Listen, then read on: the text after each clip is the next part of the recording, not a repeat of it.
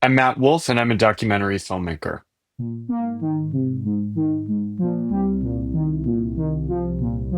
From David Zwirner, this is Dialogues, a podcast about artists and the way they think. This notion that you can create your own rules, you could even make your own language, and you can redefine the parameters in which you see and exist in the world. I mean, that's an artist's point of view. I'm Helen Molesworth, your host for this season. Every episode features a conversation with artists, curators, writers, designers, philosophers, filmmakers, and musicians about what it means to make things today. Hey everybody, it's Helen. Today's episode is an interview with the documentary filmmaker Matt Wolf about his highly acclaimed film, Pee-wee as Himself. We talk about Pee-wee, the late actor Paul Reubens, what it means to be a fan, and how the avant-garde sometimes infiltrates popular culture. I wish I could do that Pee-wee laugh, but I can't. So here's Matt. Happy listening.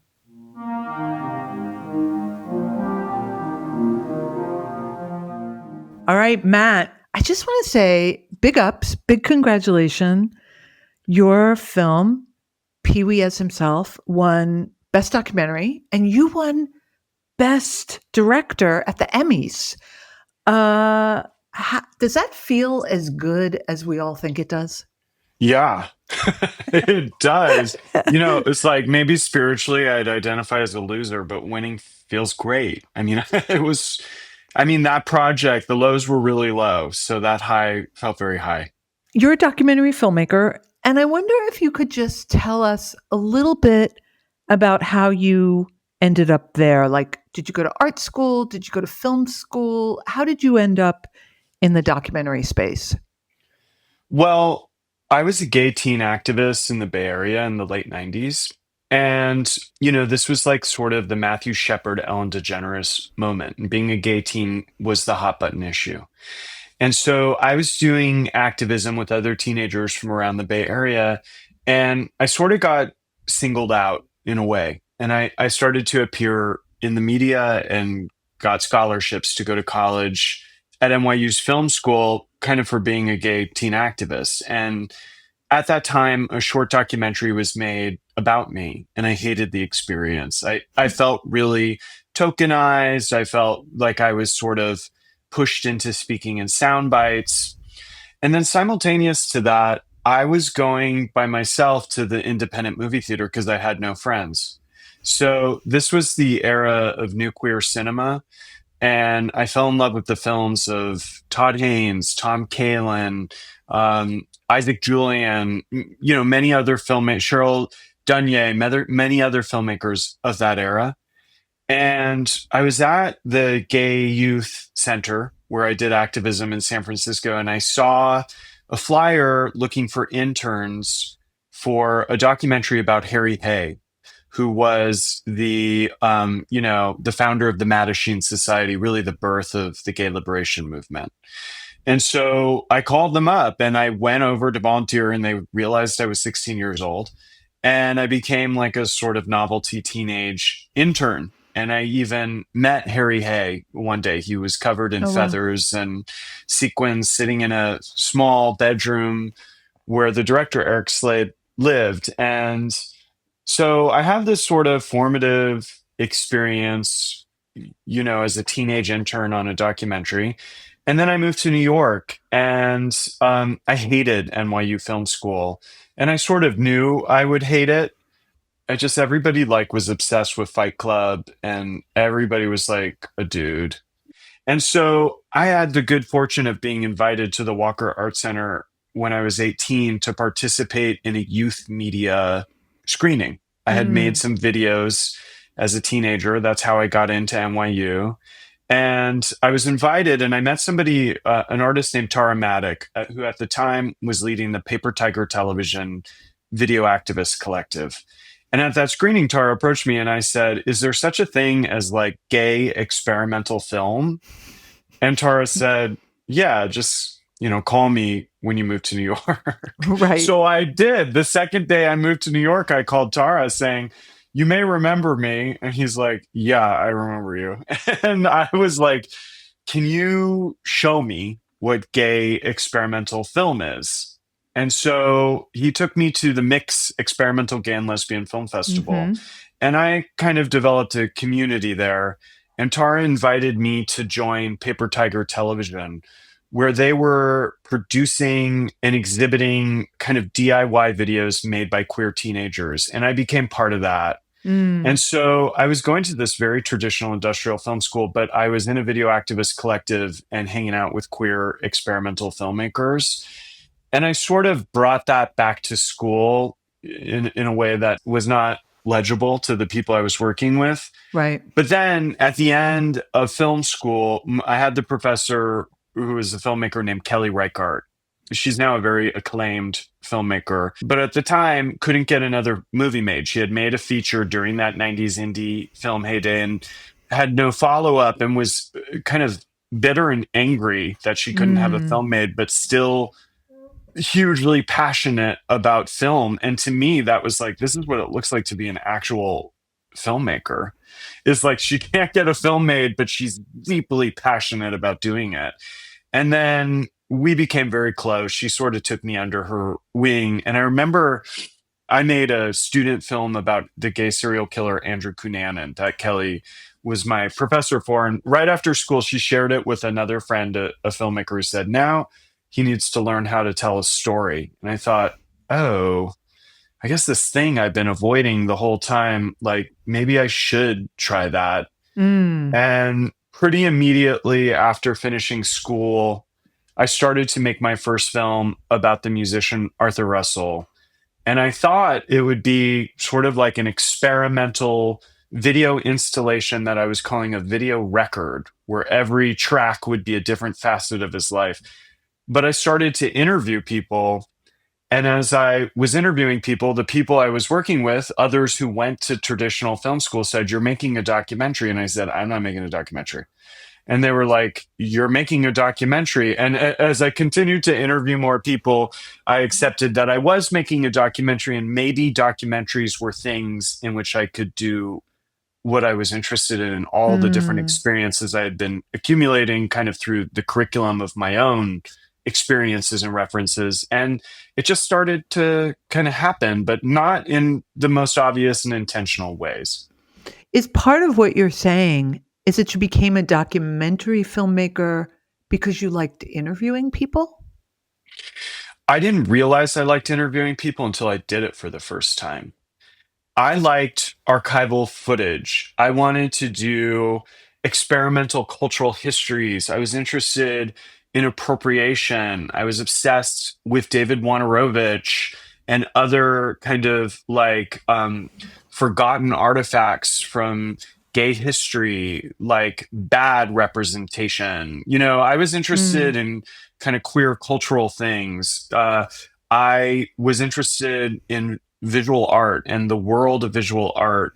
I wasn't interested in documentaries really, but as I retrace my footsteps as an adult, I remember a formative experience I had as a teenager. I came out when I was 14 and became very political pretty immediately.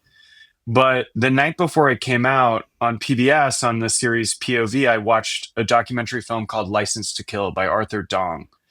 And that film is basically just interviews from prison with men who killed gay men. right. And that film really changed my life. I came out of the closet the next day because I really felt that the only thing we could do to resist erasure was to be visible. And so I came out as a 14-year-old, not because I fell in love, but through this sort of political consciousness that was, you know, activated through this film. So that film is just interviews. And I realized as I started to become a documentary filmmaker, oh, like I saw this film that made me come out. I met the founder of the gay liberation movement as an intern in a documentary. I was in a documentary and hated it. And I had to go out and think about film in an alternative and an experimental and an expansive way to come back to a genre with its own conventions that I could approach personally. Mm, And so when I made Wild Combination and saw the response to it, I think I also looked back on what Kelly had said to me about storytelling and thought people are responding viscerally to this film because it engages in storytelling and it's emotionally compelling to them. And I want to make ideas that resonate emotionally. I want to do the things that interest me formally and conceptually only in service of emotions. And the way to do that is storytelling. And I may not be coming to this with a stated interest in storytelling, but I have an ability to do it, which not everybody does. I'm gonna continue doing mm, storytelling so that I can sustain an audience's interest for an hour and a half or more and make them feel things. right. So I've listened to a lot of interviews you've done, and I've heard you say that one of the ways you start a project is that you write the person that you want to make a documentary about, what you call a love letter. I'm really curious about what it's like to start a project from the position of a fan, especially in this documentary space where we tend to think about the documentarian more as like a having a sort of journalistic point of view. It's interesting you say that because I don't actually identify as a fan. Hmm. I feel like fans obsessively watch the same thing over and over again. They're really kind of preoccupied with hagiography and nerdy details.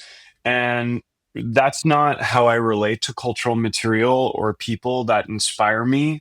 It's more of an emotional draw.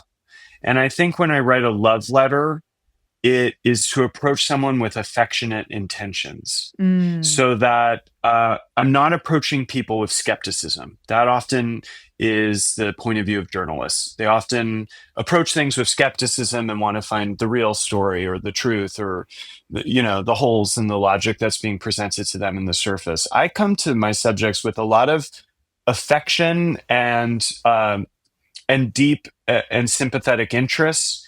And the starting point for me is an emotional draw. And I often don't know why I'm drawn to a subject. And I'm compelled to actually make contact in a human way to understand better why. Something I've said a lot is that, or at least I say it to the collaborators I'm working with, I have to find myself in the material I'm working with. Sometimes, like the weeHerman film, it's just obvious. I don't have to find myself. It's just right there, straight in my face. Other times, a film like the film Recorder I made, I don't know why I'm making it, but I have come to just say you got to trust what you are turned on by and what you're drawn to. You got to approach things with affectionate kind of intentions and a kind of serious interest and curiosity. And through the process, you find your way in. And I mm, love that challenge of figuring out where am I in this material without usually making it about myself. It's so unusual right. for me to include myself directly in my work. You've also called your documentaries portraits. And, there's Bayard and Me about Bayard Rustin's lover. There's Recorder that you just mentioned, which is called the Marion Stokes Project. It's a very in depth look at this one extraordinary woman who's taping all of, when CNN goes 24 hours, they start just taping 24 hours, or another Hayride about Louise Hay and her sort of self love guru talk during the AIDS crisis years. So you call these things portraits. I'm curious, were you borrowing from other more traditional art forms of portraiture, like photography, painting, sculpture? Like when you say portrait, are you thinking about a literary essay? Like, what is the force of that word portrait for you? I think, well, my first film, Wild Combination, A Portrait of Arthur Russell, that's sort of the sub thing. I think I felt like not interested in doing things that would be regarded as definitive. That might be part of my aversion to being taking on the position of a fan. I don't want to get overly preoccupied by telling a definitive story. To me, the Mm, idea of doing a portrait allows me to focus on the facets of an individual that interest me or that feel emotionally compelling. And I think a portrait, from my point of view, allows for something that is more subjective, that might be more fragmented or impressionistic, as opposed to something that claims to be definitive and comprehensive. I do think my Pee Wee film is pretty definitive in terms of the level of depth and the kind of exclusivity of the material that I'm working with. But often I'm making films about unknown figures, and that I make a lot of decisions about what I focus on that are about my interests, and to me that renders a portrait as opposed to a definitive biography. You have such a caring, intimate gaze. It's not a skeptical gaze, as you said, about the journalists. But the Pee Wee doc is really different. It's the first one of the documentaries of yours I've seen where you are also a protagonist. And so you're letting yourself be seen. You're letting the struggle of working with your subject be seen. Do you think you're going to do that again? I mean, I would only do that if the film needed it to further develop the character or the story. But I think the transformational aspect of working with Paul and making this film was understanding how intense the impact is of the documentary filmmaker on the subject, what the extent to which we are asking people to be vulnerable, and the impact I make in their lives and the anxiety I create for them. So Paul threw that back to me in a very aggressive and assertive way that really manifests as a power struggle. But as I'm making a new film and thinking about approaching new subjects with love letters, I am much more cognizant of how much I am asking of them, in a sense that makes me more self-aware in the Mm, process. Whereas before, I'm very laser focused on other people. I realized how much I am within these relationships now. right. So I'm not opposed to putting myself in a film again, but I think that I am now, I think, a little more attuned to uh, how scary I can be to the people who I Hmm. approach, Mm-hmm. particularly now that they've seen this film. The fact that they saw Pee Wee is changing how subjects are relating to me, because I Mm, can no longer presume that people see me as an invisible presence. right. I don't expect my subjects to ask me questions about my life or to express interest in how I'm doing.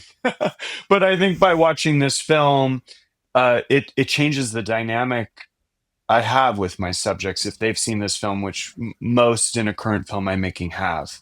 Right. So I want to pivot a little bit now to the Pee Wee doc. It really struck me watching your doc that what Pee Wee does in the documentary and then also encourages to the kids who are watching or the adults who are watching is the value of unsupervised play. I mean, the word that Paul said that I have really taken away from the film is his championing of nonconformity. And something that's not in the film is he remembers when a group of older kids told him when he was young what a nonconformist was. And he was like, Oh, I'm going to be a nonconformist. So I don't think, I mean, I do think that the issue of play and the notion of unsupervised play is connected to nonconformity. This notion that you can create your own rules, you could even make your own language, and you can redefine the parameters in which you see and exist in the world. I mean, that's an artist's point of view. And I do think that we are compelled to conform more and more, that the spaces and opportunities to be a nonconformist are narrowing and becoming more constricted. And that has to do with professionalization, that now has to do with threats to freedom of speech. Um, but I think that something I took away from Paul was the idea of championing nonconformity and to think of that as a radical idea. It's different than rebellion, it's Mm, different than rule breaking. It's mm. actually kind of redefining the parameters of reality. And I see it as like a fundamental characteristic of world builders is that they kind of operate on a register of nonconformity and encourage others to kind of live in that universe. The other thing that I felt like I kind of learned about Pee Wee's Playhouse from your film, and if this is just off base, you can tell me, but it struck me that he had some kind of uncanny understanding of neurodivergence avant la lettre somehow. Like the color, the sound, the emotional dysregulation, the diversity, the radical acceptance. Like I was like, oh yeah, that's sort of what life was like before, for weird, eccentric, oddball, nonconformist kids like myself, like the kids I knew before those labels came out around neurodivergence. I just think Pee Wee's, the notion of unsupervised play is connected to nonconformity. This notion that you can create your own rules, you could even make your own language, and you can redefine the parameters in which you see and exist in the world. I mean, that's an artist's point of view. Playhouse is the highest form of art. I really think it's a comprehensive artwork that was deployed into popular culture, was transformative in conscious and also deeply unconscious ways that reverberated generationally. So when I look at Pee Wee's Playhouse, I don't think of it as like a cultural phenomena and an unlikely kind of like artifact of pop culture. I see it as one of the greatest artworks ever made. I mean, I Mm, feel that way because of my own emotional connection to it, and also because I would say it's pretty clearly my first encounter with art, and that the relationship to it was viscerally emotional, and that I basically forgot about the particularities of it, but that as I re-examined them while making the film, I recognized how fully it shaped a lot of my values and ideas about art. And with regards to kind of neuroatypical kind of labels, that yes, I think we tend to pathologize weirdness right. as being something that has to be managed, or something in the worst case scenario has to be treated. But I think that in a sense, the pathologizing of weirdness in some ways constricts people from fully expressing it. And Right. that, in addition to nonconformity, another word that Paul often used was weirdo. And I don't think that word, Jibbs Cameron, the performance artist who is friends with Paul, hosts something called Weirdo Night in Los Angeles, which I know that Paul was excited about when he first attended it.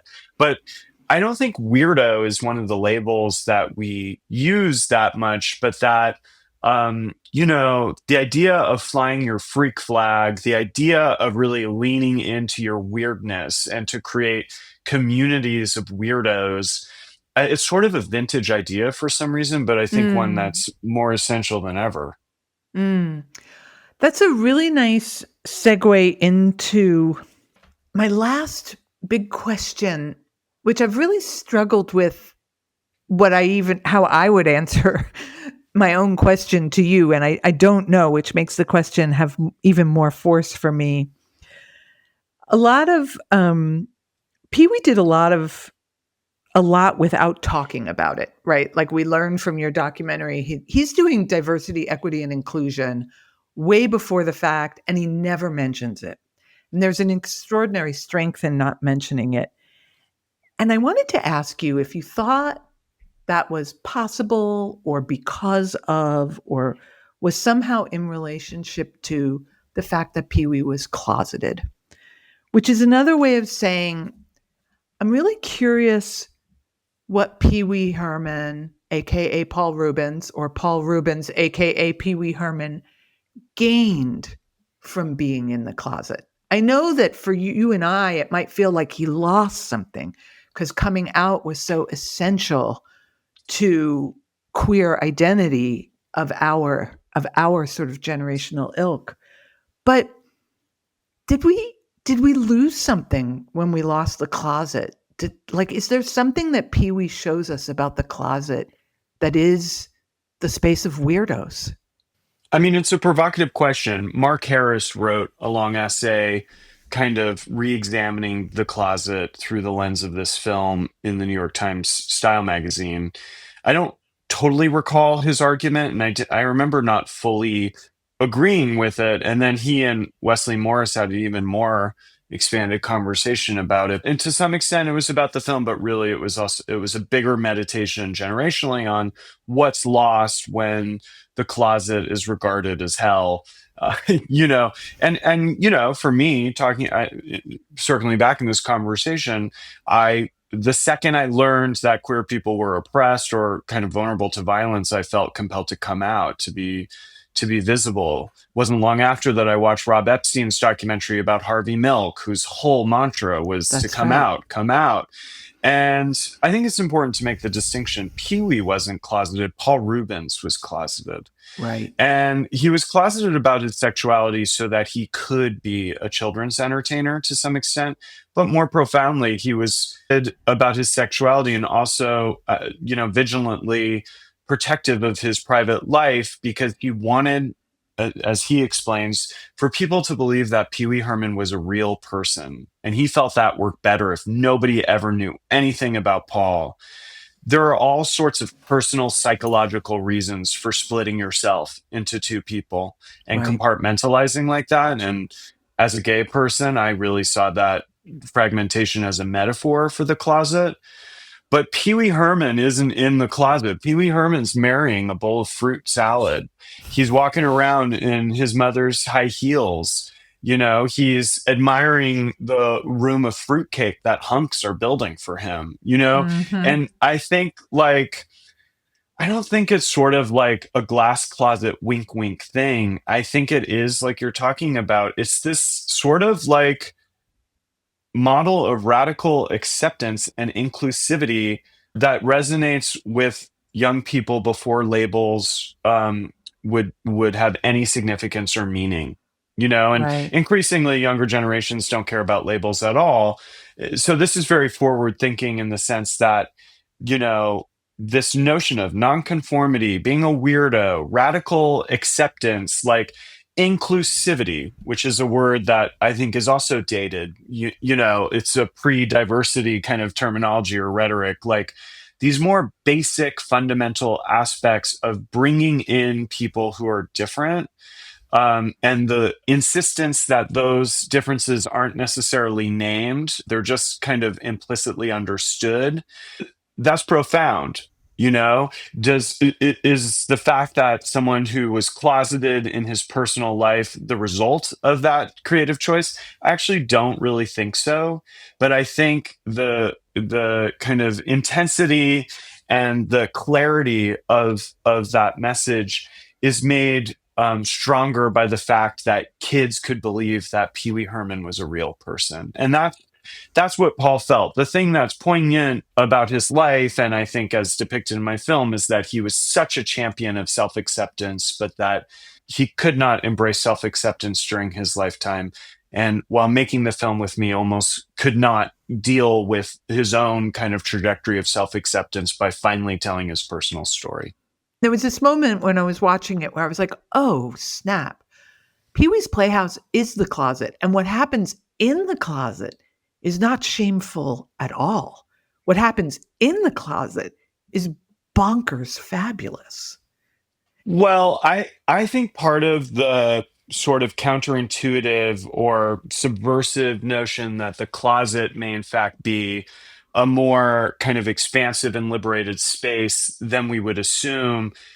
To me, in some ways, that's idealizing a period when queer people created subculture, and in which there was like shared underground references and cultural spaces that were not legible or accessible to those who were not part of our kind of, magical circles, which in some ways it's impossible not to idealize that, because the assimilation of gay culture is fairly boring.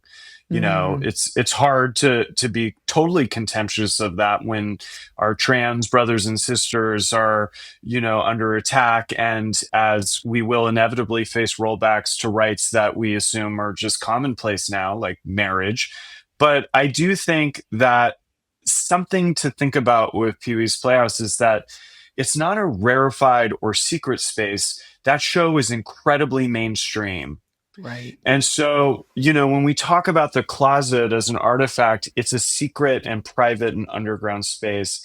And part of what was so radical and expansive about Pee-wee's Playhouse is that it was hugely mainstream to a degree that I think is fairly unprecedented, to experiment with radical ideas and aesthetics in a way that is just fully mainstream. Like that pretty rarely happens. So, yes, it was fabulous inside of the Playhouse, but it was also deeply accessible.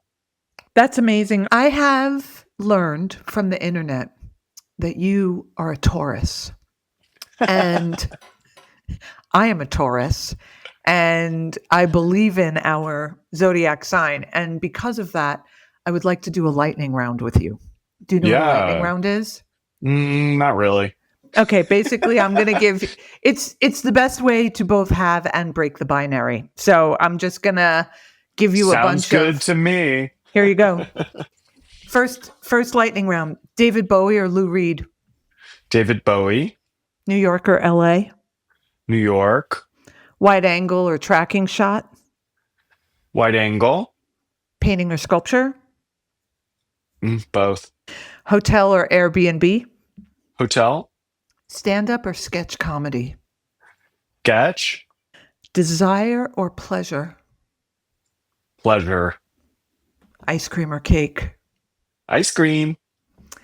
My friend, you have proven your Taurus bona fides with me. Thank you. Deeply decisive and hedonistic? Is that it? Oh, to choose pleasure over desire is the fundamental act of a Taurus.